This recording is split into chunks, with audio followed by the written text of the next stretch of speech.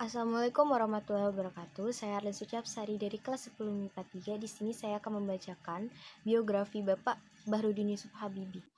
Bahrudin Yusuf Habibie lahir di Parepare, Sulawesi Selatan, 25 Juni 1936. Meninggal di Jakarta 11 September 2019 pada umur 83 tahun.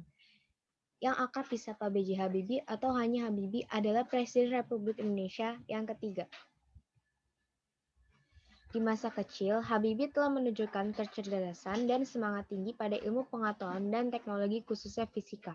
Selama 6 bulan, ia kuliah di Teknik Mesin Institut Teknologi Bandung ITB dan dilanjutkan ke Rheinisch-Westphalen Technik Hochschule, Jerman pada tahun 1955 dengan dibiayai oleh ibunya R.A. Tuti Marini Puspowardoyo.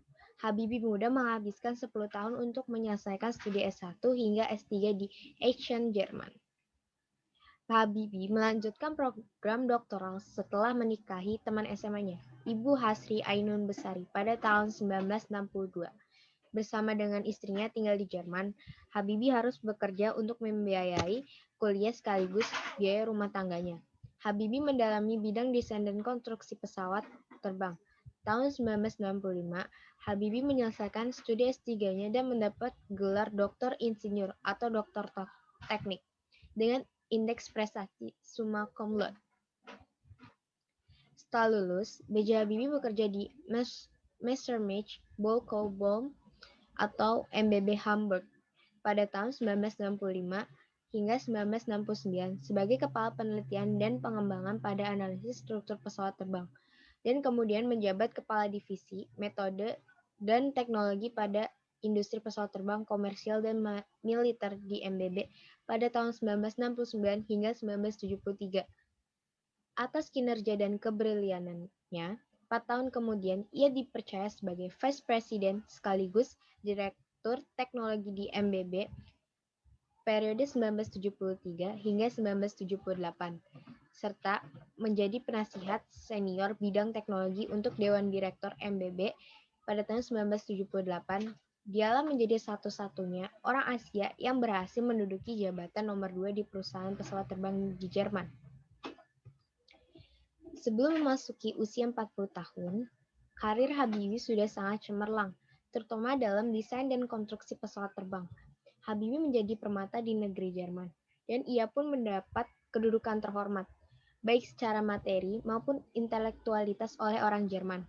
Selama bekerja di MBB Jerman, Habibie menyumbang berbagai hasil penelitian dan sejumlah teori untuk ilmu pengetahuan dan teknologi di bidang hermodinamika, konstruksi, dan aerodinamika. Beberapa rumusan teorinya dikenal dalam dunia pesawat terbang seperti Habibie Factor, Habibie Theorem, dan Habibie Method. Pada tahun 1968, Habibie telah mengundang sejumlah insinyur untuk bekerja di industri pesawat terbang di Jerman. Sekitar 40 insinyur Indonesia akhirnya dapat bekerja di MBB atas rekomendasi Pak Habibie. Hal ini dilakukan untuk mempersiapkan skill dan pengalaman SDM Insinyur Indonesia untuk suatu saat bisa kembali ke Indonesia dan membuat produk industri di dirgantara, kemudian maritim dan darat. Dan ketika almarhum Presiden Soeharto mengirim Ibnu Sutowo ke Jerman untuk menemui seraya membujuk Habibie pulang ke Indonesia, B.J. Habibie langsung bersedia dan melepaskan jabatan, posisi, dan prestasi tinggi di Jerman. Hal ini dilakukan B.J. Habibie demi memberi sumbangsi ilmu dan teknologi pada bangsa ini. Pada tahun 1974, di usia 38 tahun, B.J. Habibie pulang ke tanah air. Ia pun diangkat menjadi penasihat pemerintahan, langsung di bawah Presiden, di bidang teknologi pesawat terbang dan teknologi tinggi hingga tahun 1978. Meskipun demikian, dari tahun 1974 hingga 1978, Habibie masih sering pulang pergi ke Jerman karena masih menjabat sebagai Vice President dan Direktur Teknologi di MBB.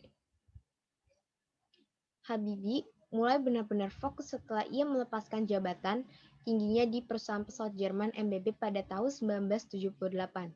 Dan sejak itu, dari tahun 1978 hingga 1979, hingga 1997, ia diangkat menjadi Menteri Negara Riset dan Teknologi atau Merinstek, sekaligus merangkap sebagai Ketua Badan Pengkajian dan Penerapan Teknologi atau BPPT. Di samping itu, Habibie juga diangkat sebagai Ketua Dewan Riset Nasional dan berbagai jabatan lainnya.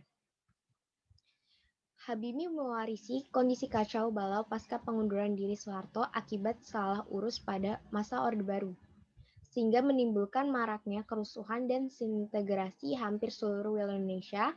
Segera setelah memperoleh kekuasaan presiden, Habibie segera membentuk sebuah kabinet. Salah satu tugasnya penting adalah kembali mendapat dukungan dari moneter internasional dan komunitas negara-negara donor untuk program pemulihan ekonomi. Dia juga membebaskan para tahanan politik dan mengurangi kontrol pada kebebasan berpendapat dan kegiatan organisasi. Pada era pemerintahannya yang singkat, ia berhasil memberikan landasan kokoh bagi Indonesia. Pada eranya dilahirkan UU Anti Monopoli atau UU Persaingan Sehat, perubahan UU Partai Politik, dan yang paling penting adalah UU Otonomi Daerah. Melalui penerapan UU Otonomi Daerah inilah gejolak disintegrasi yang diwarisi oleh sejak Orde Baru berhasil diredam dan akhirnya dituntaskan di era Presiden Susilo Bambang Yudhoyono. Tanpa adanya UU Otonomi Daerah, bisa dipastikan Indonesia akan mengalami nasib sama seperti Uni Soviet dan Yugoslavia. Setelah ia turun dari jabatannya sebagai presiden, ia lebih banyak tinggal di Jerman daripada di Indonesia. Tetapi ketika era Kepresiden Susilo Bambang Yudhoyono, ia kembali aktif sebagai penasehat presiden untuk mengawal proses demokratisasi di Indonesia lewat organisasi yang didirikannya Habibie Center. Pendidikan S2 dan S3 Bapak B.J. Habibie di Jerman, S1 Teknik Mesin Institut Teknologi di Bandung.